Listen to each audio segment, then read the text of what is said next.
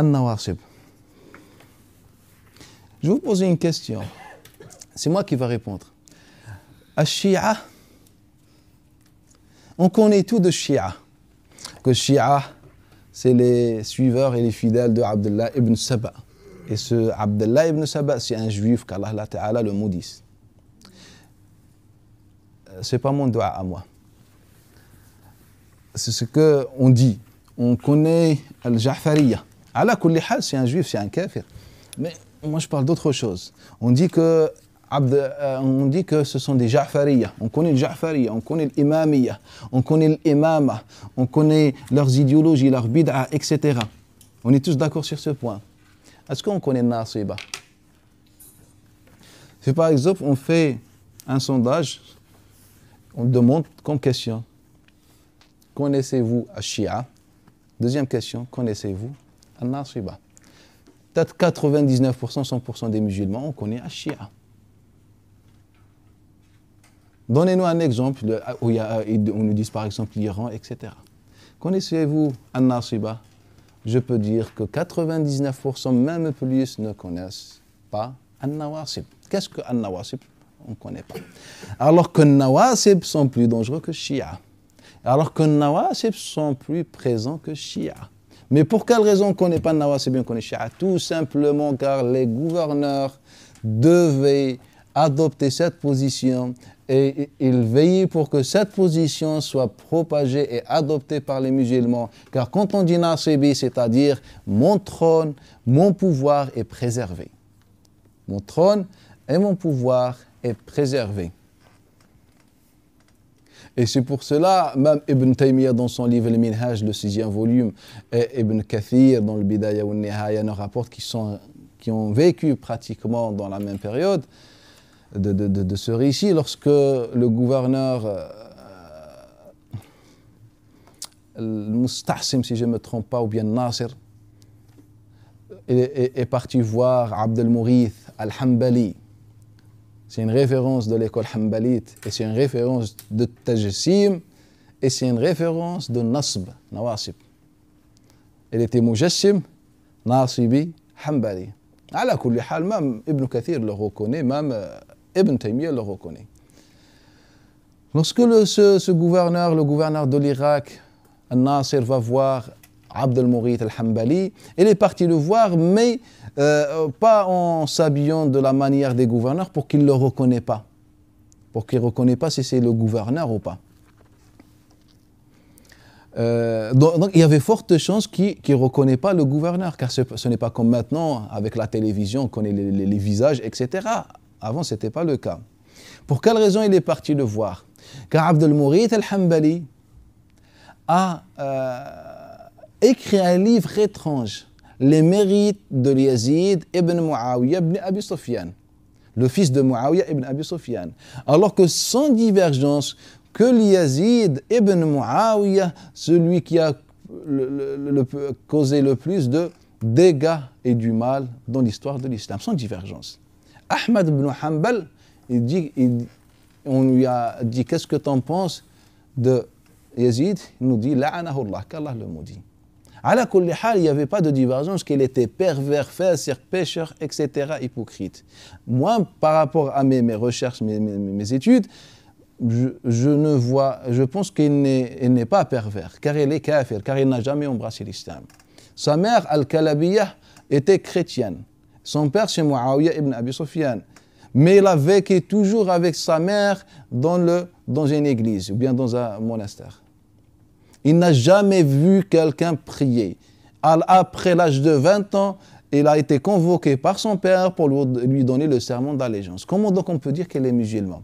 Il n'a jamais vu quelqu'un prier. Il n'a jamais vu une mosquée ou quelque chose. Il a toujours vécu avec sa mère, avec les moines, et plus tard va devenir le gouverneur des musulmans. Sachant qu'il a vécu toute sa vie ivre. Il faisait que des péchés. Vous pouvez prendre n'importe quelle référence, vous trouvez la même chose. Et tous les Ahl-Sunnah sont d'accord sur ce principe. À l'exception de Al-Wahhabiyya qui ne sont pas d'accord, c'est le khalife pour eux. Comme il dit Muhammad ibn Abdul Wahhab dans la Khatima, la fin de son livre, Mukhtasar Sirat al-Nabi. Ala kulli hal. Il a écrit un livre étrange. Les mérites de Yazid n'existent pas, mérites de Yazid. Mais il a écrit ce livre. Donc Ibn al-Jawzi, pas Ibn al-Jawziyya, Ibn al-Jawzi, celui qui a le livre Talbis, Iblis, et qui a le livre Muntadam dans l'histoire, a écrit un livre, Al-Radd al-Anid al-Mani' min Dhammi Yazid. C'est la réfutation de celui qui empêche de critiquer Yazid. C'est-à-dire pour réfuter le livre de Abd al-Mughith al-Hanbali. Donc ça a créé une fitna. Ce gouverneur, il est parti voir, car c'est étrange, les mérites de Yazid. Il est parti voir ce savant, car il est reconnu. Pour quelle raison tu nous fais al-fitna alors qu'on est tranquille sans la fitna? Pourquoi tu nous rajoutes? Donc il est parti le voir. Il lui a dit, pourquoi tu as écrit sur les mérites de Yazid ibn Muawiyah? Et là, la réponse qui va faire mal au cœur. Abd al-Mughith, elle lui a dit qu'en vérité, Yazid ibn Muawiyah, c'est la porte de ton palais. Je dis juste le sens pour expliquer l'objectif de Abd al-Mughith al-Hanbali. C'est-à-dire, si on ouvre la porte de Yazid ibn Muawiyah, on ouvre la porte de notre gouverneur. Il lui a dit pourquoi? Car Yazid était injuste, etc. Et les gouverneurs qui sont venus après, ils étaient injustes, etc. Si on dit que Yazid, il faut se révolter contre Yazid et donner leur raison à Hussein lorsqu'il s'est révolté contre Yazid ibn Muawiyah, cela veut dire qu'il faut se révolter contre toi, mon gouverneur. Mais il n'a pas dit que mon gouverneur, mais il a dit contre notre gouverneur. Et là, le gouverneur, car Abd al-Mughith, comme il dit même Ibn Taymiyyah, il avait reconnu que c'était le gouverneur, il l'a reconnu. Ibn al-Kathir, il dit oui, il l'a reconnu. Mais il faisait semblant qu'il ne l'a pas reconnu, donc il lui a dit, voilà, si on dit Yazid ibn Muawiyah est injuste, et par la suite on donne raison aux savants, aux compagnons qui se sont levés contre lui, donc on va faire la même chose pour notre gouverneur. Et le gouverneur, il a mis sa main sur son épaule, il a dit Barakallahu fik. Katharallahu min amthalika. Masha'Allah. Ça nous arrange. Ça arrange le gouverneur, ce fikr, cette idéologie. An-Nasib. Donc, An-Nawasib, ou Nasiba,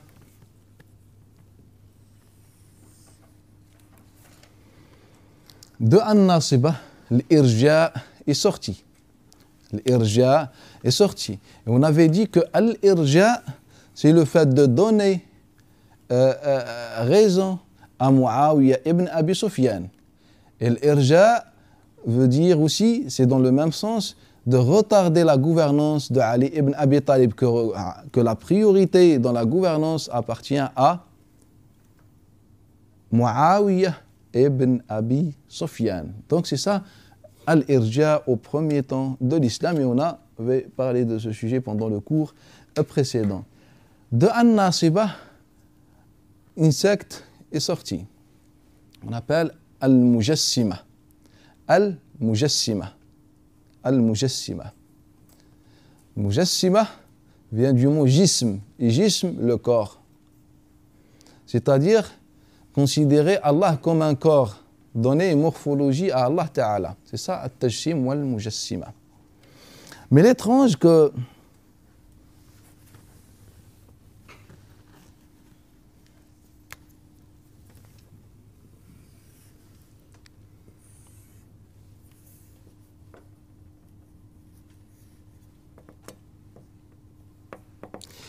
on a remarqué que At-Tajsim, elle est sortie de Shia comme elle est sortie de Nasiba. At-Tajsim, elle est sortie de Shia comme elle est sortie de Nasiba. Pour quelle raison? Prouvez n'importe quel livre sur les chroniques des siècles, l'histoire, vous allez trouver la même chose, que le Tajsim est sorti de Shia et de Nasiba. Pour quelle raison? Car Shia et Nasiba sont sortis du judaïsme. Et dans cette religion, il y a At-Tajsim. Car les origines de Shia, c'est Abdullah ibn Saba. Les origines de Nasiba, c'est Ka'b ibn al-Ahbar. Abdullah ibn Saba, Ka'b al-Ahbar, des Juifs. Et c'est pour ça qu'on trouve que At-Tajsim et la Mujassima, c'est en vérité, c'est un mixage entre Shia et An-Nawasib. Shia والنواصب comme par exemple Hisham ibn al-Hakam, l'un des premiers mujassim, il était chiite parmi la première génération de Shia. Par exemple, on a Daoud al-Jawaribi, l'un des premiers mujassim, il était chiite. Et on a al-Nawasib al-Mujassima, comme Muqatil ibn Sulaiman al-Balkhi, Muqatil ibn Sulaiman al-Balkhi, qui sort par là et il adopte la position de At-Tajsim,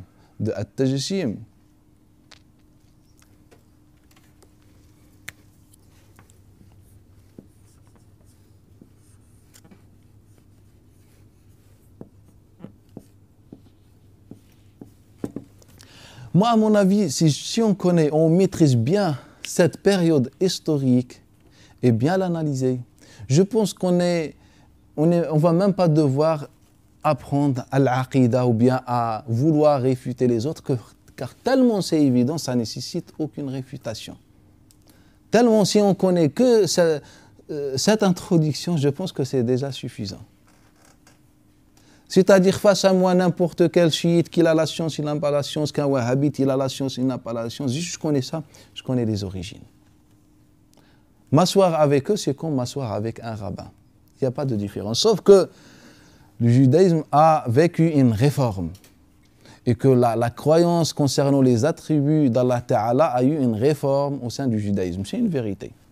Ça ne fait pas d'une religion, masha'Allah, ou bien parfaite ou authentique, mais au moins il y avait une réforme. Donc si on fait une comparaison, pour moi le judaïsme est beaucoup meilleur que ces deux sectes. Ala kulli hal. Al-Mujassima. Lorsqu'on parle de Al-Mujassima, on parle de quoi exactement? On parle des attributs d'Allah Ta'ala. On parle des attributs d'Allah Ta'ala.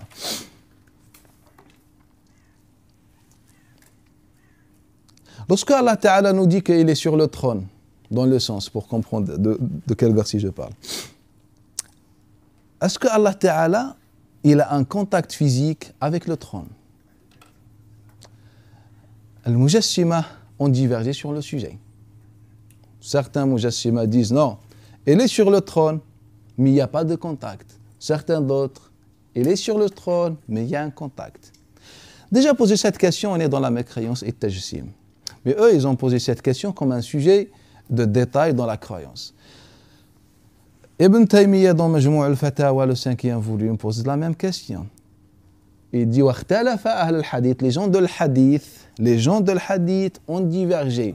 Est-ce que Allah Ta'ala frotte ou bien a un contact avec le trône ou pas? Il a dit deux positions. Vous pouvez comprendre de Majmou' al-Fatawa. Et cette parole a été exposée par Muhammad ibn Karram. On va parler de lui. Muhammad ibn Karram. Parmi les sujets de At-Tajsim, parmi les sujets de Tajsim, est-ce qu'Allah Ta'ala a des membres réels? Eux, ils ont dit oui. Ils ont divergé sur la taille et la forme. Ils n'ont pas divergé sur le sens, qu'il y a des membres. C'est pour ça Muhammad ibn Karram, et c'est pour ça que ils utilisent comme argument sur les mérites de Cham que Allah avait posé son pied dans Cham. Quand on parle sur les mérites de Cham, on parle de Nawasib, car Nawasib sont avec Banu Umayya et Banu Umayya sont installés dans la région de Cham. Wallah, ce sont des choses qui font mal au cœur. Jusqu'à maintenant, on a été toujours manipulés. Et même beaucoup de savants de Ahl Sunnah, si on peut dire pas la majorité, ils n'ont pas suffisamment ou bien analysé suffisamment ce principe ou bien ce qu'on est en train de voir. Donc, lorsqu'on parle des mérites de Cham, et il ne sorte qu'Allah Ta'ala a mis son pied dans Cham pour prouver que Cham a un mérite. Cham n'a pas de mérite. Le seul hadith qui parle de Cham authentique parle de Palestine et de l'Quds. Ne parle pas de la Syrie, ni le trône de Yazid ibn Muawiyah, ni le trône de Marwan ibn al-Hakam et ses descendants. Et il ne parle pas d'autre chose. Ala kulli hal, il parle de Palestine. Donc, deuxième, les premières idéologies de Al-Mujassima, c'est les attributs. Est-ce qu'Allah Ta'ala parle avec une voix et avec des huruf, des lettres. Eux, ils ont dit oui. Allah Ta'ala parle avec la voix et des huruf. Comme il le dit Muhammad ibn Karram dans son livre Al-Qabr. Muhammad ibn Karram, il avait un livre sur Al-Qabr.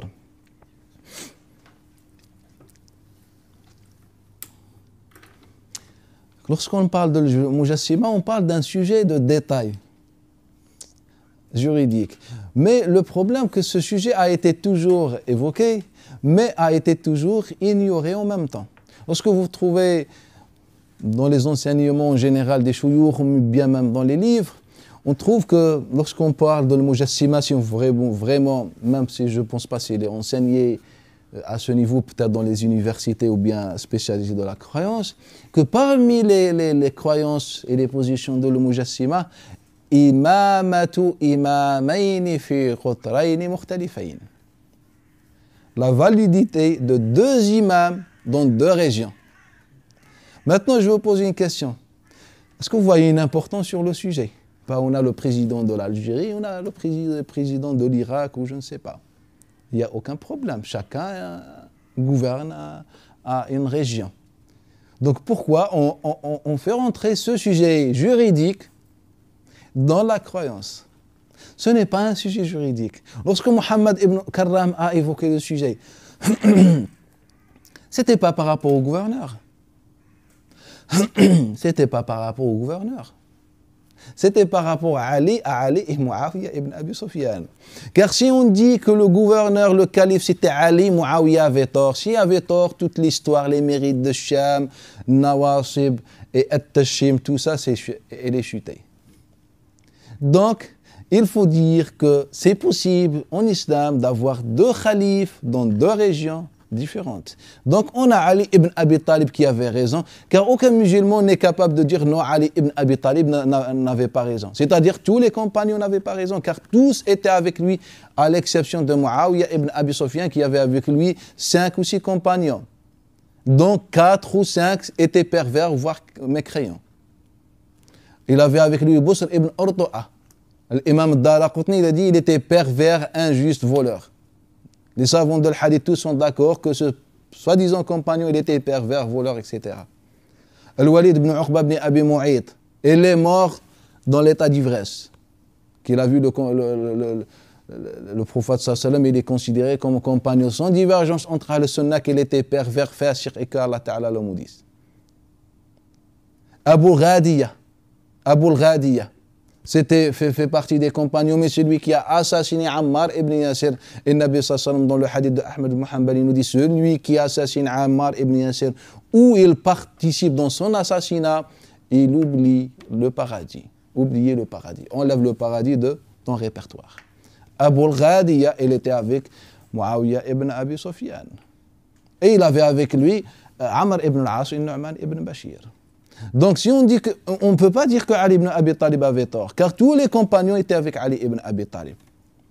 Donc, pour qu'on ne soit pas aussi nul et ridicule, on ne peut pas dire Ali ibn Abi Talib avait tort. Donc on dit Ali ibn Abi Talib avait raison, pour être un peu logique. Mais Muawiyah ibn Abi Sufyan, ça ne nous empêche pas de dire qu'il avait aussi raison.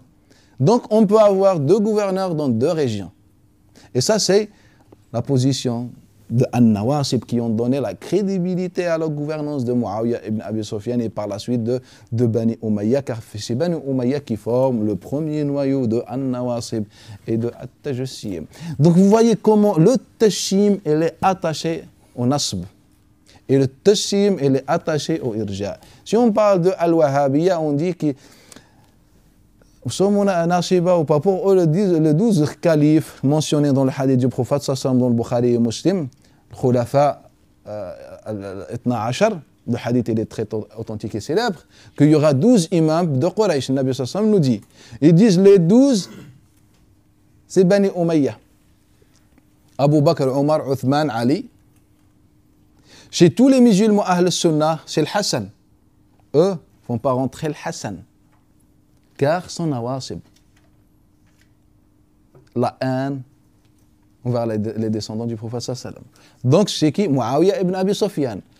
C'est qui le calife dont le prophète sallallahu alayhi wa sallam parle? Et c'est un calife béni, masha'Allah, Yazid ibn Muawiyah, Marwan ibn al-Hakam, Abd al-Malik ibn Marwan. Hisham ibn Abd al-Malik, que des pervers. Donc pour eux, ce sont les califes mentionnés dans le hadith du prophète sallallahu alayhi wa sallam. On leur pose la question, c'est qui avait raison, Yazid ibn Muawiyah ou Al-Hussein, le fils du prophète sallallahu alayhi wa sallam? Ils vont nous dire Yazid ibn Muawiyah était le calife et Al-Hussein était parmi Al-Bughat, les injustes. Car il a fait la révolution contre un gouverneur. Même si on dit ils disent, même si on dit qu'il est injuste, on n'a pas le droit de se révolter contre un gouverneur injuste. Donc, Hussein, il était parmi Taif al-Baghiya al-Bughat, les injustes, c'est-à-dire une forme de Al-Khawarij. Alors que le Nabi sallallahu alayhi wa sallam, il nous dit, je vous ai laissé deux choses, le livre d'Allah et pas la sunna, cette mythologie, cette légende.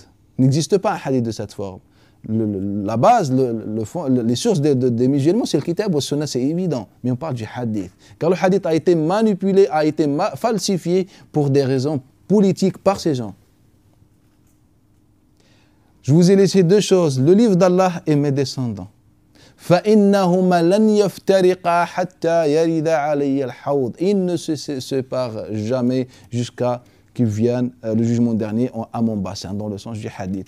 C'est-à-dire, le livre d'Allah ne quitte pas les descendants. Et les descendants ne quittent pas et ne se séparent pas du livre d'Allah jusqu'au jugement dernier, jusqu'au bassin du prophète sallallahu alayhi wa sallam. Donc si je dis, si le prophète, et ce hadith est notoire, ce hadith, il n'a pas une chaîne de transmission 2 ou 3 ou 4 ou 5. C'est un hadith notoire. Il a été rapporté par l'imam Ahmad ibn Hanbal, d'après Abi Sa'id al-Khudri, et d'après l'imam Ahmad, d'après Zayd ibn Thabit, l'imam al-Tirmidhi, d'après Ja'far al-Sadiq, an Muhammad al-Baqir, an Ali al-Sajjad, Aïs Zayn al-Abidin, an al-Hussein al-Sibt, أن النبي صلى الله عليه وآله وسلم قال, il a été apporté par l'imam al-Fasawi, d'après Uthman ibn al-Mughira, d'après Ali ibn Rabi'a, d'après Zayd ibn al-Arqam, a été rapporté par l'imam al-Hakim, d'après Muslim ibn Subayh, d'après Zayd ibn al-Arqam, a été rapporté par l'imam al-Tirmidhi, d'après Ibn Abi Habib, d'après Abi Tufayl Amir ibn Wathila, d'après Zayd ibn al-Arqam, a été rapporté par l'imam al-Bazzar, d'après Abdurrahman ibn Auf et d'après Ali ibn Abi Talib, et les chaînes de transmission ne s'arrêtent pas. C'est un hadith notoire.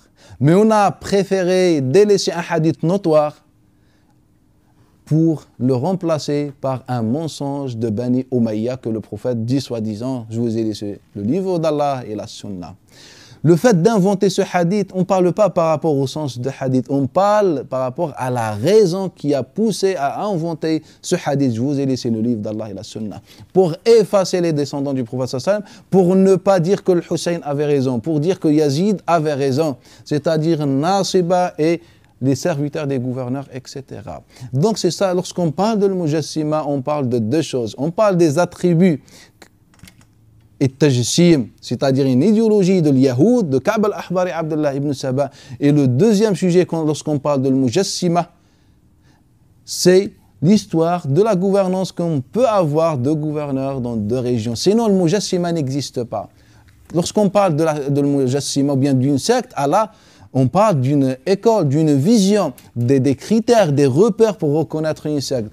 Tout simplement, Al-Mujassima ont que deux choses, pas trois choses. Les attributs, c'est-à-dire les juifs, et la deuxième chose, c'est les deux gouverneurs dans deux régions, c'est-à-dire Muawiyah ibn Abi Sufyan avait raison, c'est-à-dire Muawiyah et les descendants de Muawiyah et la tribu de Bani Umayya, et le Marwaniyoun, c'est-à-dire les descendants de Marwan ibn al-Hakam avaient raison, tout simplement, c'est-à-dire le gouverneur An-Nawasib wal-Irja'.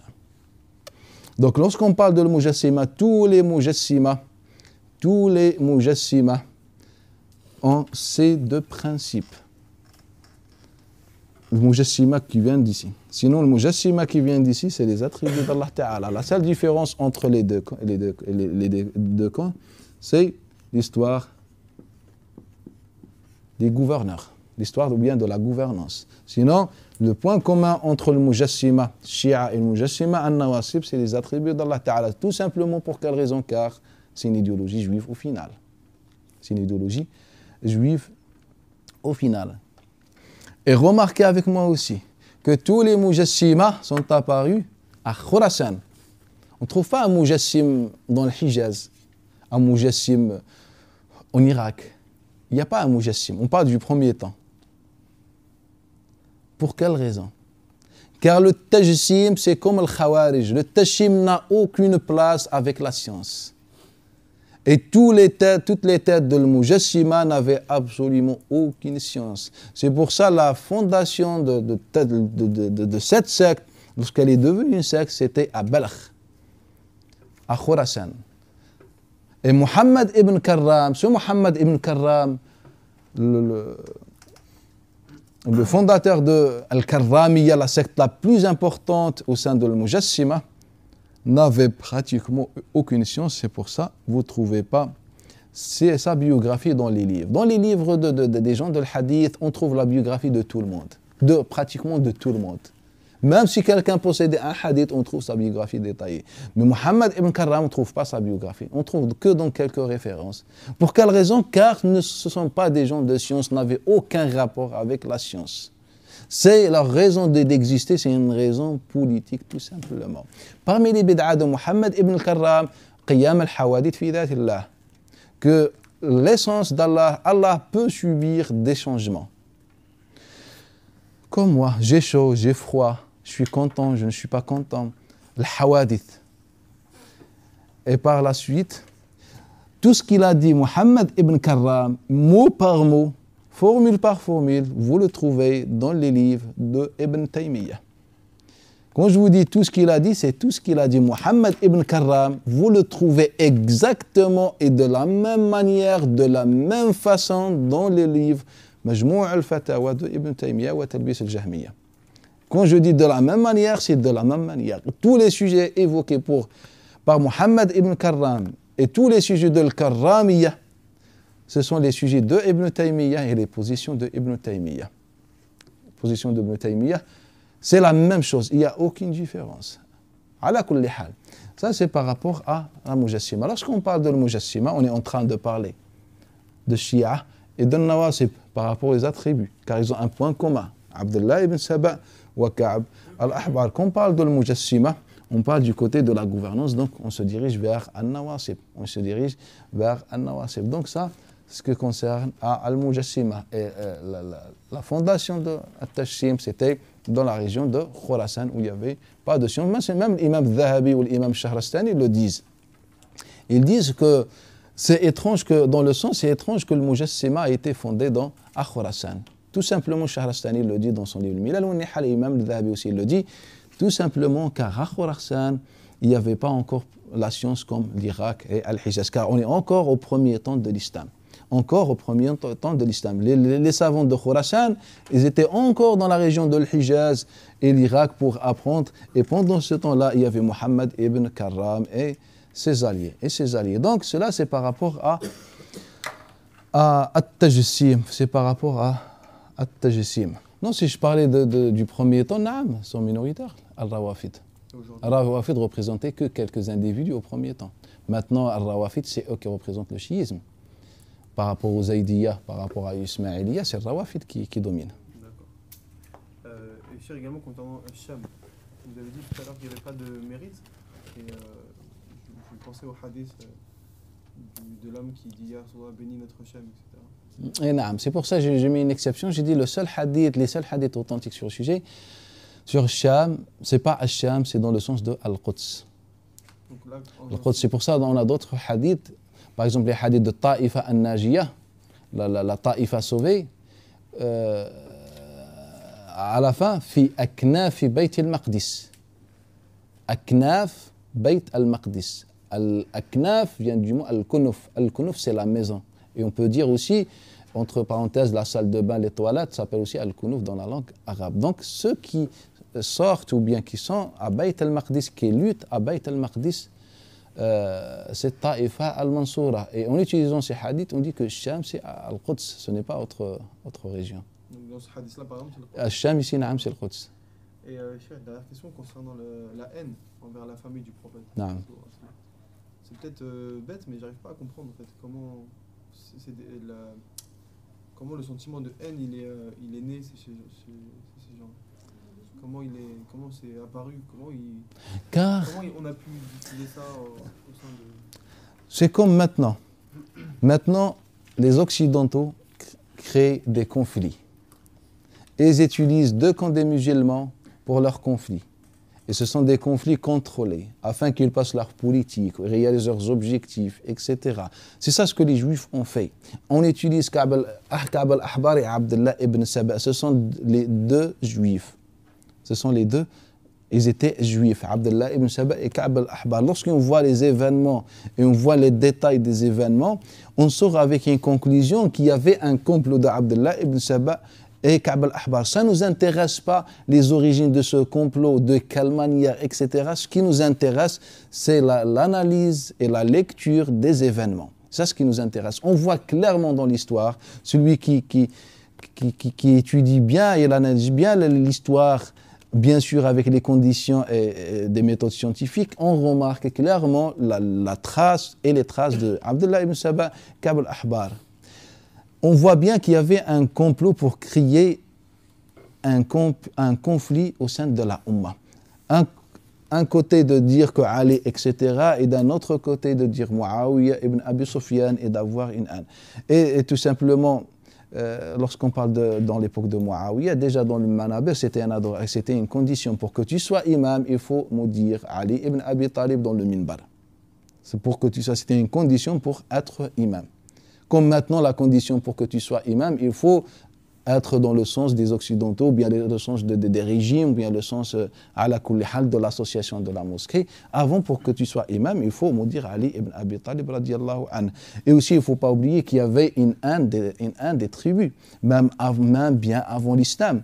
Et surtout quand l'islam est venu. Et le prophète, c'est de Bani Hashim. Et pourquoi pas de Bani Umayyah? Ça, c'est une maladie des tribus. Donc, toujours, on se posait la question, et pourquoi on s'est précipité le jour de Saqifa en désignant un membre de l'Ansar et en désignant, etc. Ibn Sa'd dans Tabaqat, il nous rapporte que lorsqu'on a demandé à l'Ansar, pourquoi vous avez fait ça, c'est-à-dire en désignant Sa'd ibn Ubada comme gouverneur, ils ont dit, comme il rapporte Ibn Sa'd, on avait peur des représailles. On avait peur de représailles car on a tué leurs parents à Badr et on a peur. Ils avaient peur que les victimes de Badr, entre parenthèses, la bataille de Badr, s'ils ont la gouvernance, vont se retourner contre Al-Ansar et les autres.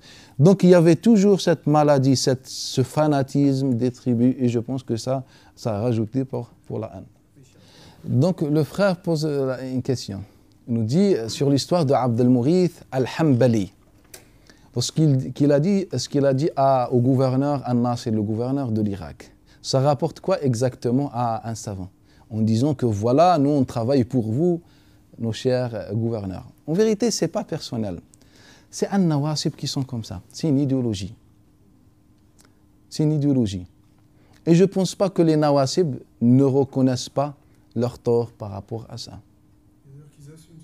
Moi, personnellement, j'avais fait un débat avec un enseignant, un professeur de l'hadith à l'université de Saoud, en Arabie Saoudite. Et j'ai fait avec lui un débat sur ça, sur le gouverneur. Wallah, Allah Ta'ala et moi, on est dans une mosquée et dans un lieu sacré. Quand il pouvait plus donner comme réponse ou argumentation autre chose, il m'a dit, min fadlik, s'il te plaît, ne pense pas que je suis un traître, même si je n'arrive pas. C'est-à-dire, même si je n'arrive pas à assumer ce débat, même si on n'est pas d'accord, ne pense pas que je suis un traître ou bien je suis un savant de gouverneur. Alors que le débat était scientifique. Je n'ai même pas évoqué le sujet de trahison, tout ça, c'est personnel.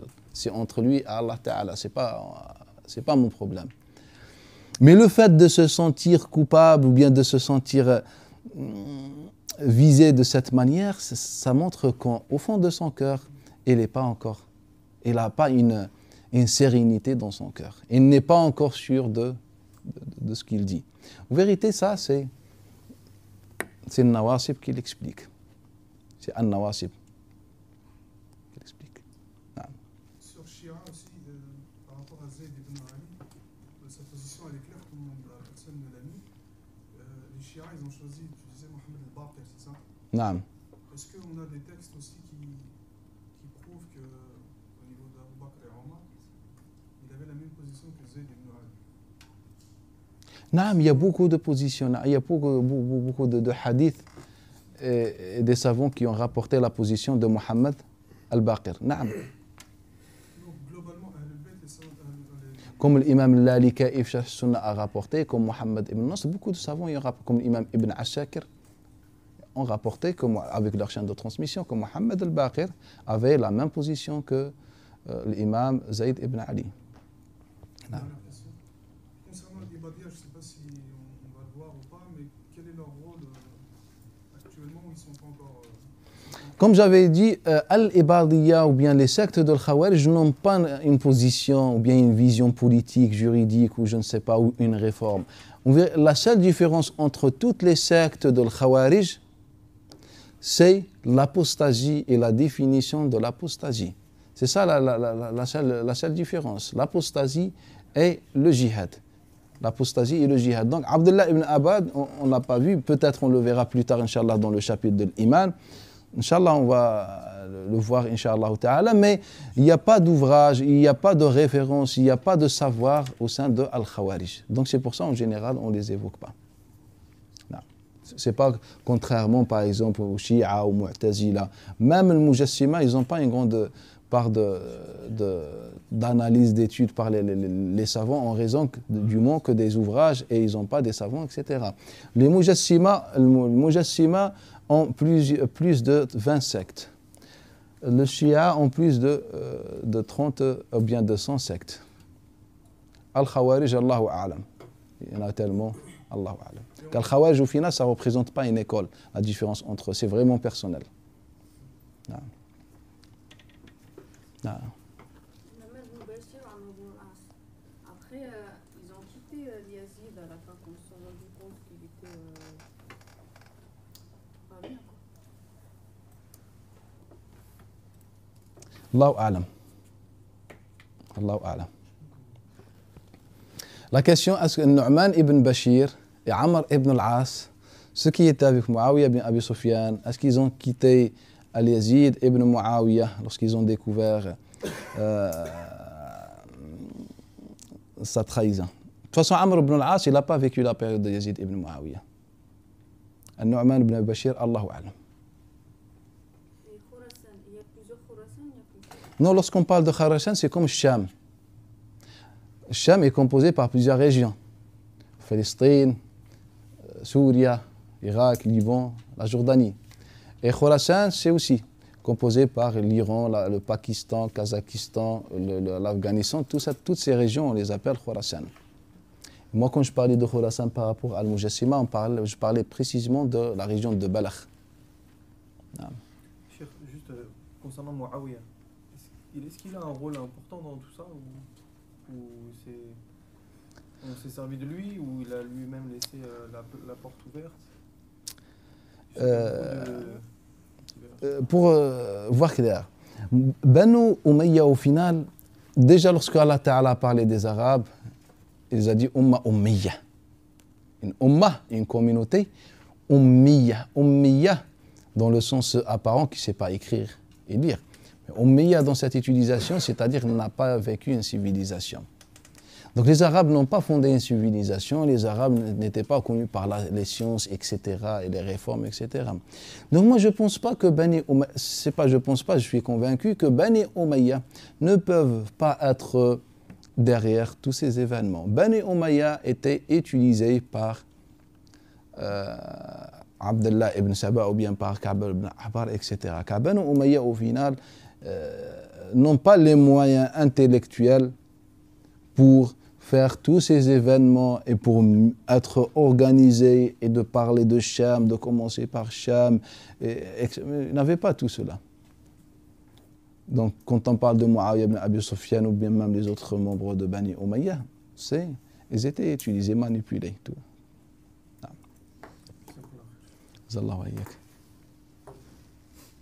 D'autres questions?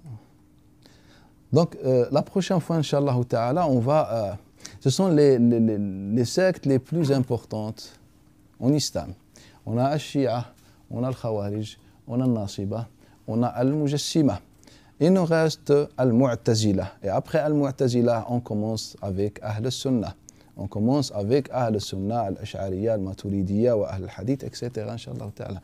Donc après tout cela, on va voir Al-Mu'tazila. On va voir Al-Mu'tazila, Inch'Allah ta'ala, l'histoire de Al-Mu'tazila, les savants de Al-Mu'tazila, les causes de l'apparition de Al-Mu'tazila, Inch'Allah, ça on le verra.